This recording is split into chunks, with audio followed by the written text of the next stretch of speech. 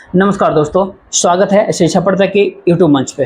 दोस्तों, लोकसभा के स्पीकर पद को लेकर के किस तरह से सत्ता पक्ष और विपक्ष के बीच रस्साकसी देखने को मिली, ये हम और आप अच्छी तरीके से जानते हैं। हालांकि ये हो गई कि जो स्पीकर की पद अमूमन सर्वसम्मति से चुना जाता है, उस पर बाकायदा चुनाव कराया विपक्ष ने। हालांकि विपक्ष हार गया, विपक्ष ये जानता था कि वो हार जाएगा, लेकिन एक उम्मीद और एक मैसेजिंग देने की तैयारी विपक्ष ने इस फैसले से किया कि किसी भी हाल में विपक्ष सरकार की मनमानी नहीं चलने देगा। क्या आपने एक बात को नोटिस किया कि डिप्टी स्पीकर, लोकसभा के डिप्टी स्पीकर कौन होगा, इसको लेकर के एक रहस्यमयी शांति भारतीय जनता पार्टी के बीच दिखाई पड़ती है। मतलब सत्ताधारी दल अब तक डिप्टी स्पीकर को लेकर के कोई भी नाम आगे क्यों नहीं कर रहा।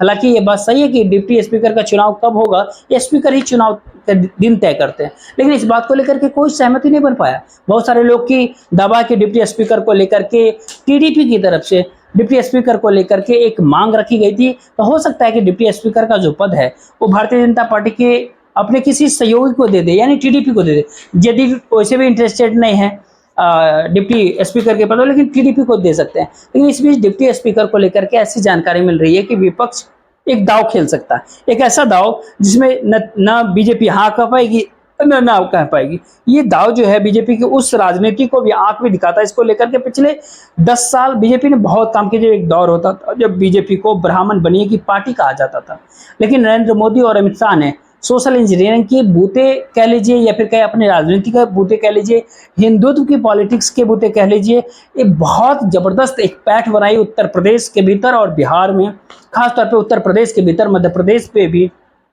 पिछड़ों और दलितों में अपनी पहुंच बढ़ाई, अपनी पांव फैलाई। इसमें कोई दो राय नहीं। हालांकि 2024 के लोकसभा चुनाव में बहुत नुकसान हुआ, लेकिन भारतीय जनता पार्टी हर हाल में चाहेगी कि उस नुकसान को भरपाई कर ले, और इसीलिए एक ऐसा दाव डिप्टी स्पीकर को लेकर के विपक्ष चल सकता है जिसको लेकर के बीजेपी सत्ताधारी दल शायद ना नहीं कर पाए। वो दाव है अवधेश प्रसाद पासी का। दोस्तों, अयोध्या के भीतर बीजेपी क्यों हारी, इसको लेकर के बीजेपी के पास कोई माकूल जवाब नहीं। वो बीजेपी वाले ये बात नहीं बता पाए कि उनकी दुर्गति बीजेपी के उत्तर प्रदेश के भीतर क्या हुआ, क्यों हुआ।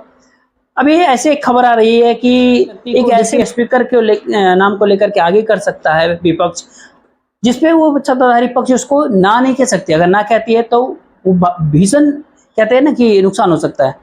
समाजवादी पार्टी के सबसे बड़े स्टार अखिलेश यादव की जो समाजवादी पार्टी है, जिस शख्स की सबसे ज्यादा डिमांड है सोशल मीडिया के भीतर या फिर किसी भी अति में, वो है अवधेश प्रसाद सिंह। अवधेश प्रसाद समाजवादी पार्टी के टिकट से चुनाव लड़ा फैजाबाद अयोध्या लोकसभा सीट से, बल्कि जीता भी।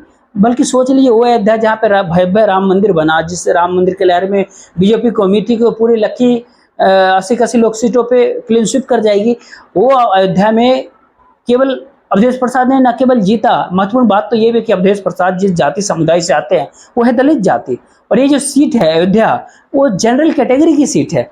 यानी कि जनरल सीट से एक दलित उम्मीदवार को समाजवादी पार्टी न केवल उतारा, बल्कि अवधेश प्रसाद ने वो फैजाबाद लोकसभा सीट है वो जीती, निकाली। और अब स्थिति तो ये है कि जब जब लोकसभा जाते हैं अखिलेश यादव, बगल में अवधेश प्रसाद बैठते हैं। और अब एनडीटीवी की एक खबर कहती है कि फैजाबाद से इंडिया गठबंधन या फिर समाजवादी पार्टी कहिए, उनके सांसद अवधेश प्रसाद को उपसभापति के लिए मैदान में विपक्ष उतार सकता है। अध्यक्ष पद के चुनाव के दौरान हमने ये भी देखा कि तृणमूल कांग्रेस और कांग्रेस के बीच, क्योंकि तृणमूल कांग्रेस की तरफ से सार्वजनिक तौर पे ये बात कहा गया था कि जब के सुरेश का नाम आगे किया गया था चुनाव के लिए, कि हमसे तो बात ही नहीं की गई। हालांकि राहुल गांधी ने ममता बनर्जी से बात की इंडिया गठबंधन की बैठक में, अभिषेक बनर्जी और डेरेक ओब्रायन आए, बाद में इंडिया के उम्मीदवार के सुरेश को ममता बनर्जी का समर्थन भी मिल गया। लेकिन कांग्रेस ये चाहती है, और खास करके इंडिया गठबंधन ये चाहता है कि इस बार इस तरह का कोई मैसेज न जाए। इसीलिए इसको लेकर के कांग्रेस और तृणमूल कांग्रेस के बीच में भी एक सहमति बनाने की कोशिश की गई। हर पॉलिटिकल पार्टी से बात करने की कोशिश की गई कि अवधेश प्रसाद का नाम हम क्यों ना आगे करें डिप्टी स्पीकर को लेकर के, क्योंकि अभी तक सत्ताधारी पक्ष कोई बात ही नहीं कर रहा है डिप्टी स्पीकर के ऊपर। डिप्टी स्पीकर कौन होगा, न केवल नाम को आगे, केवल किसी ने नाम को आगे किया गया, तो क्यों ना विपक्ष एक नाम को आगे करते हैं। अब सत्ताधारी पक्ष के पास क्या विकल्प रह जाता है ऐसे में? क्या वो अवधेश प्रसाद जैसे दलित जाति से आने वाले उस व्यक्ति का, उस शख्स का, उस उम्मीदवार का विरोध करेगी जो अयोध्या से जीते हैं, प्रभु श्री राम के नगरी से जीते हैं? वो अयोध्या जहाँ का जो विकास का मॉडल है वो भरभरा करके गिर रहा है।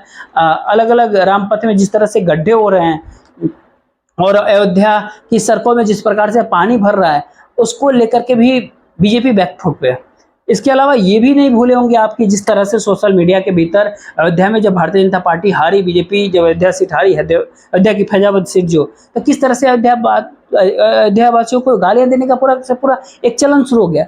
अब भी आप सोशल मीडिया के कई प्लेटफॉर्म पे अगर आप देखें तो बहुत सारे ऐसे रील्स वायरल होते हैं जिसमें अयोध्या वासी को लेकर के बहुत गलत शब्दों का इस्तेमाल किया जा रहा है।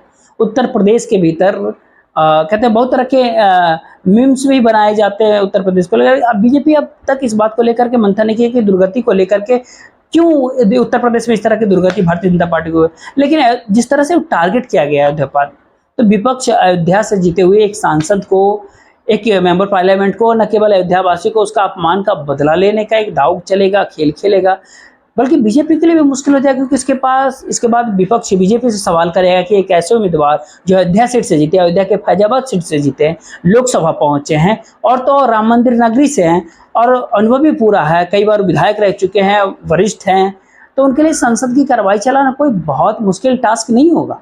तो बड़ा सवाल इस दौर में यह है कि विपक्ष अब देश प्रसाद को आगे करेगा तो बीजेपी से पूछेगा क्या आप एक दलित का विरोध करेंगे, क्या एक ऐसे व्यक्ति का विरोध करेंगे जो अयोध्या नगरी से जीत करके आया। ऐसे में बहुत बड़ा चक्रव्यूह रचने का सत्ताधारी दल के आगे विपक्ष ये इस दाव को खेलने का तैयारी कर रहा है। अब इस दाव को कैसे मतलब इसमें जो 5 साल से डिप्टी स्पीकर का पद जो खाली था, अब तो स्थितियां ये है कि विपक्ष के पास ये अधिकार है कि वो डिप्टी स्पीकर का पद मांगे और गठबंधन के सरकार में इससे पहले ये चरण रहा भी है। यूपीए की सरकार के दौरान भी डिप्टी स्पीकर के पद विपक्ष के पास रहा है। तो डिप्टी स्पीकर अगर विपक्ष मांग रहा है तो कोई नाजायज उसका मांग नहीं है। और महत्वपूर्ण बात तो यह है कि इस बार डिप्टी स्पीकर के पद के लिए विपक्ष पूरी तैयारी के साथ मैदान में उतरा है। उसने एक उम्मीदवार आम सहमति बनाने की उस उम्मीदवार को लेकर के तैयारियां शुरू कर दी गई है। अब तो भारतीय जनता पार्टी बीजेपी की आंतरिक रिपोर्ट के भीतर भी ये बात के दावे किए जाते हैं कि संविधान खतरे में। ये जो पूरा का पूरा जो मामला था, पूरा का पूरा जो एक नैरेटिव था विपक्ष का, इससे उसको बहुत अच्छा खासा नुकसान हुआ, खासतौर के उत्तर प्रदेश और राजस्थान जैसे इलाकों के भीतर। इसको लेकर के विपक्ष को लेकर के तमाम तरह की जो बातें भारतीय जनता पार्टी कर सकती है, लेकिन इस वर्तमान समय की सच्चाई है कि इस तरह के जो दावे, इस तरह की जो बातें हैं, सबसे पहले भारतीय जनता पार्टी ने ये दाव ही उन्होंने ही शुरू किया। जिस तौर पे जो अयोध्या के सांसद अवधेश प्रसाद पासी की जो अगर बात करें, उनके खिलाफ जो भारतीय जनता पार्टी के जो प्रत्याशी थे, उन्होंने ही इस तरह का बयान देना शुरू कर दिया था कि 400 सीटें आएंगे तो हम संविधान बदल देंगे। इस तरह का बयान जो है उन्हीं की तरफ से आया था। और उसके बाद भारतीय संविधान की किताब लेकर, चाहे वो अखिलेश यादव हो, चाहे वो राहुल गांधी हो, जिस प्रकार से उन्होंने पूरे चुनाव का मूड बदल दिया, पूरे देश का मिजाज बदल दिया। और उसको बात तो अब सामने ही है कि बीजेपी खुद स्वीकार करे कि इस मुद्दे को उनको अच्छा खासा नुकसान हुआ। यानी इस बात में कोई दो राय नहीं कि वो दलित वोट बैंक, जिसको काफी होशियारी से भारतीय जनता पार्टी ने मायावती से अपने में ट्रांसफर किया था, बहुत हद तक वो ट्रांसफर हुआ भी था।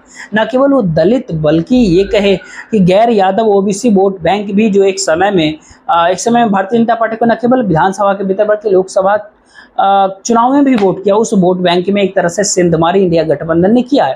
लेकिन इंडिया गठबंधन भी ये चाहता है कि ये जो एक नया वोट बैंक, जो खासतौर पर अखिलेश यादव ने अपने साथ जोड़ा है, बहुत बड़ी बात है अखिलेश यादव के लिए। उनकी पार्टी तो यादव और मुसलमानों की पार्टी कही जाती थी, लेकिन उनका पीडीए का दाव चला पिछड़ा, दलित, अल्पसंख्यक। और अखिलेश यादव खुद भी चाहते हैं कि ये जो जोर आजमाइश जो शुरू किया उन्होंने, वो एक लंबा चले, क्योंकि उत्तर प्रदेश के भीतर 2027 में अगर विधानसभा चुनाव में बेहतरीन परफॉर्मेंस करना है, आने वाले चुनाव में अच्छा परफॉर्म करना है, तो जाहिर तौर पे उनकी भविष्य की राजनीति यही संदेश देता है, यही मैसेज देता है कि वो अपनी पार्टी को यादवों और दलितों से आगे बढ़ाए।